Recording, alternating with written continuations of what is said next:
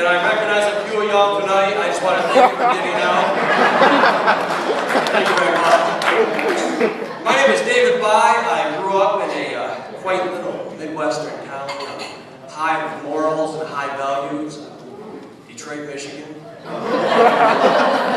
mom and dad owned this sweet little flower shop across from the elementary school where I grew up. I remember the lavender sign across the window. It was called Pedophilias.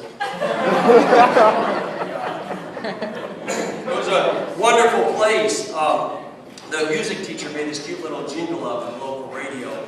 It's like, I see if I can remember, it's been so long, it's like, tickle a daffodilly or stick your nose in a lily at Pedophilias.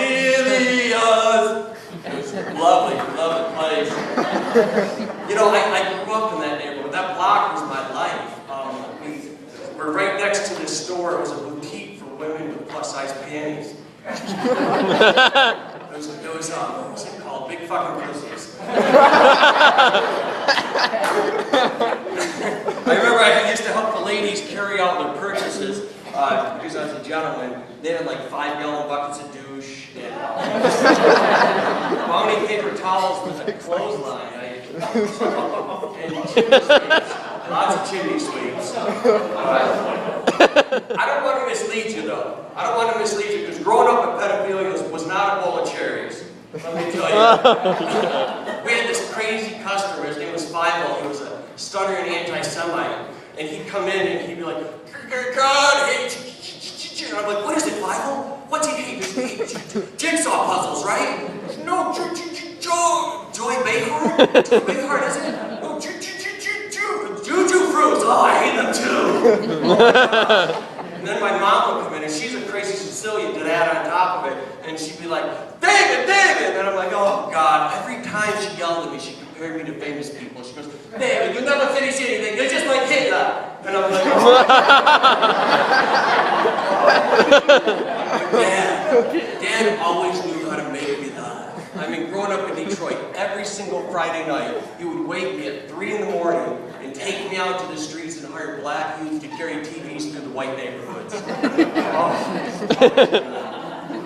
know, but there came that time in life, there came that time when they couldn't answer the questions that I had, like, how does a hooker know when it's time to retire?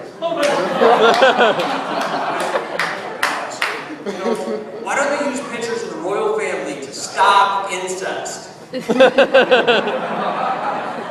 And Mom, who's a better kisser, Dad or me? So I left. I went off to college for some revelations, some discovery. Oh, I did. I discovered a lot. I discovered that I really love to pee in other people's sinks. I mean, because it's just right height, you know. That's why. I discovered that Nancy Grace should be a dairy farmer because that woman knows how to melt tragedy. Some of you might get that later when you watch the show. And finally, I did something that no one else has ever done before. I have solved the world's oil crisis. Liposuction. For every red-blooded American, free liposuction. Just like we harvest whale oil, we harvest human oil through liposuction. Okay? Suck stations everywhere. I call it available. Available, renewable, acquired biodiesel. Or some people might say ARAB. Okay? We'll set up ARAB suck stations outside of Walmart, casinos, Chick-fil-A's. It'll be beautiful. Finally, millions of American men will be able to see their dicks again. And finally, finally millions of American women will want to see him again. I can see it now. Nude beaches will be fun again. The biggest loser will have major lawsuits for stealing people's savings. Yeah. I mean, the Texas oil families will have a redistribution of wealth to the northern Philadelphia neighborhoods. Gorgeous.